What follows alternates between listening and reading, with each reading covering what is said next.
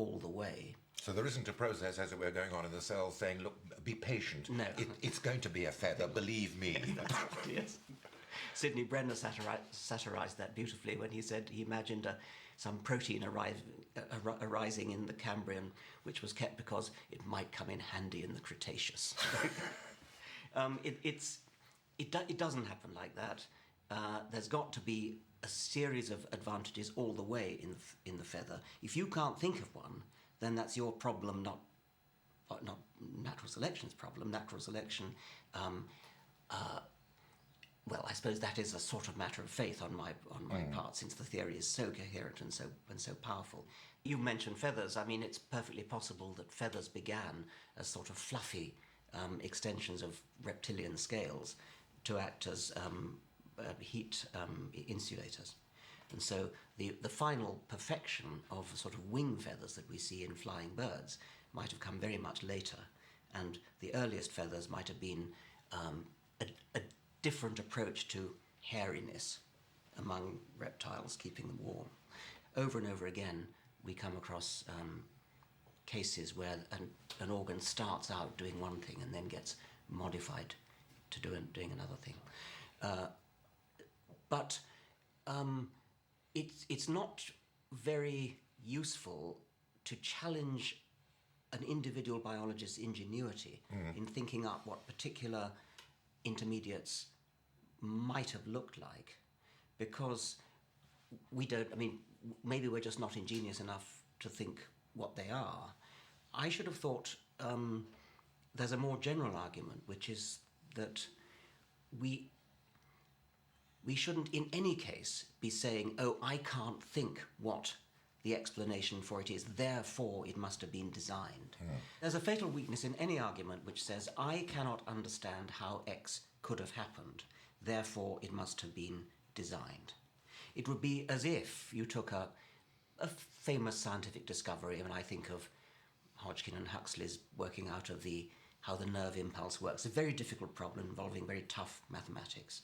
Suppose that they found it too difficult.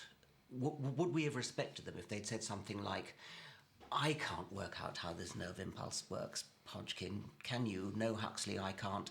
Let's just give up and say God did it. It's that element of giving up, it's that element of defeatism, saying, I can't understand how it works, therefore let's fall back on the design explanation. Yes, even if it doesn't take the form of explicit conscious design on the part of a creator, one of the ideas which seems to me to be the counterpart of what you're saying was the invoking of the vital principle in the absolutely. 19th century. I mean, vital principles, force locomotive, none of them explain anything. They're just redescriptions of the problem. But they're pernicious because people think they explain something. It sort of vaguely sounds as though it explains something, and people are so used to the idea that complicated things in our human world are indeed designed and made. But when you've said, oh, it was designed by God, you've explained absolutely nothing, because you're left with the problem of explaining where the designer came from. And so it's a non-explanation. We shouldn't even regard it as a candidate explanation. Why do you think it was that for really very intelligent biologists to invoke something which we can see now, and it's surprising that they couldn't see then, was such a vacuous explanation as the vital principle to account for the spontaneity of living things?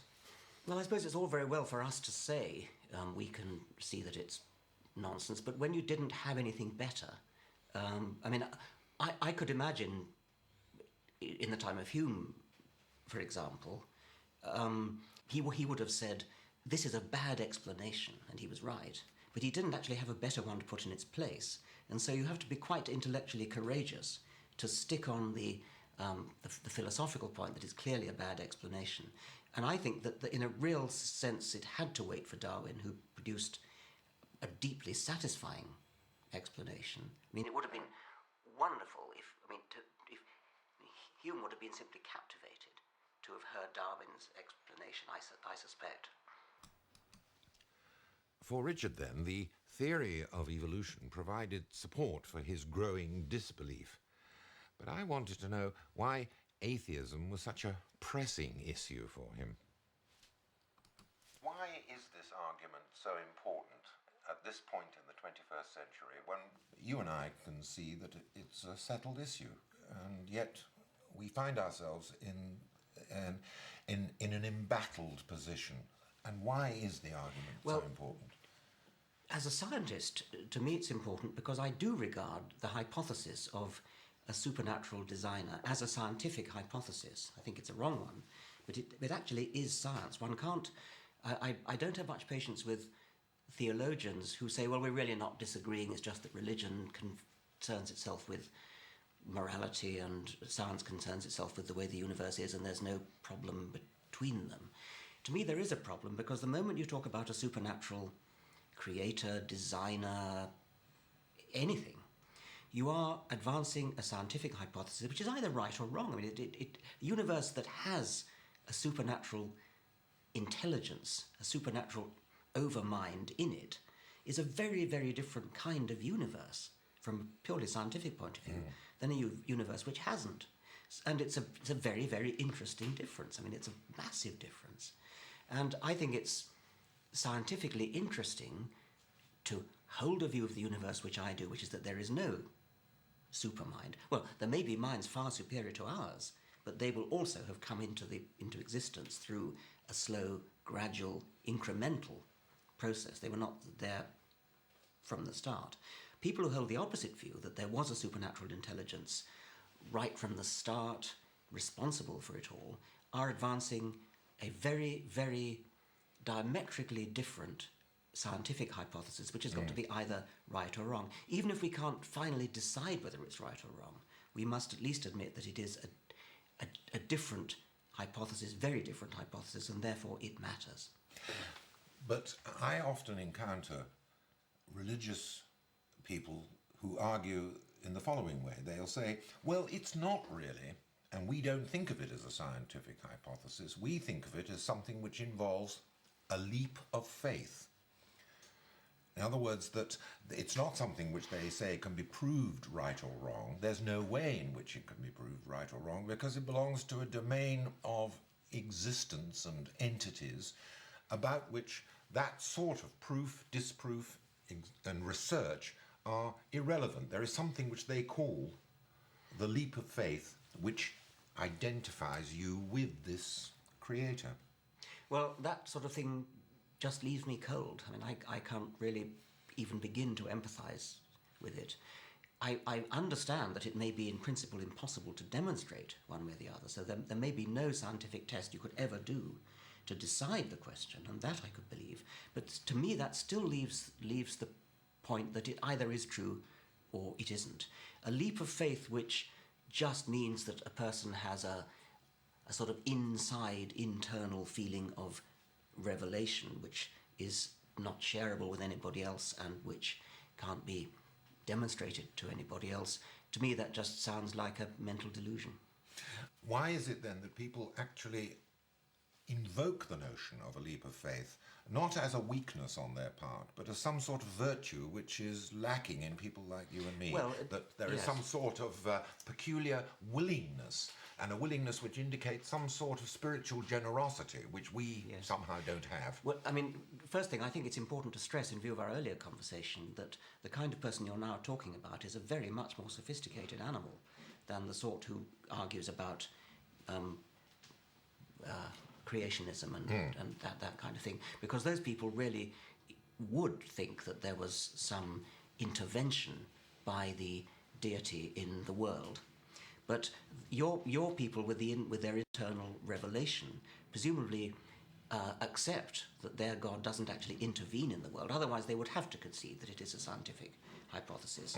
So the domain in which he works, or it works, seems to be a rather strangely detached from the world domain, purely concerned with internal feelings that people privately have. But the implication is that it's a domain from which we are unfortunate enough to be excluded. That's right. And that, as I said, that it's a lack of some sort of talent, generosity, or blindness on our part, which cuts us off from the beauty and majesty of this domain. Like not knowing what it's like to fall in love or something. Yes. Being deprived, being deficient in some important way. Yes, I mean, I can understand that, and I actually could imagine that we're not so deprived as... I mean, because you and I probably do have feelings that may very well be akin to a kind of mystical wonder when we contemplate the stars, when we contemplate the galaxies, when we contemplate life, the sheer expanse of geological time. I experience, and I expect you experience, internal feelings which sound pretty much like what mystics feel, and they call it God. And I've been called a very religious person for that reason. If I am called a religious person, then my retort to that is, well, you're playing with words, because what the vast majority of people mean by religious is something utterly different from this sort of transcendent mystical experience. What they mean is an entity which interferes in the world, which actually has some kind of impact upon the world and therefore is a scientific hypothesis. The transcendent sense, the transcendent mystic sense that people who are both religious and non-religious, in my usage of the term, is something very, very different. In that sense, I probably am a religious person. You probably are a religious person. But that doesn't mean we think that there is a supernatural being that interferes with the world, that does anything, that manipulates anything, or, by the way, that it's worth praying to or asking forgiveness of sins from, etc. But once we concede that, I know this is what I call the clergyman in the laurel bushes, that as soon as one makes any concession in the direction of wonder or a sense of majesty and mystery, and it's not confined to the large things, I mean, just simply contemplating mitochondria, yes, produces the same sort of Blakean feelings that yes, he exactly. had from grains of sand. Exactly. The clergyman in the laurel bushes leaps out and says, yes, you are one of us after all. Exactly. It's happened to me over and over again. I think it's deeply dishonest, and I think it's fooling around with words and not understanding or not honestly dealing with the way ordinary people use words. And so I prefer to use words like religion, like God, in the way that the vast majority of people in the world would understand them, and to reserve a different kind of language for the feeling that we share with possibly your clergyman in the laurel. But, I mean, as soon as one does admit that, and admits the unknowability of things, there is always the implication from the religious, not necessarily from the orthodox religious, but the people who are susceptible to energies and vibrations and aromas and so forth, to the idea that, what they often say, there must be something. Well, okay, I mean, it just doesn't follow. It's just. Well, my answer to them when they say there must be something, and I always say, well, yes, there is. It's everything. Yes. It's there without Yes. any super added. Yes.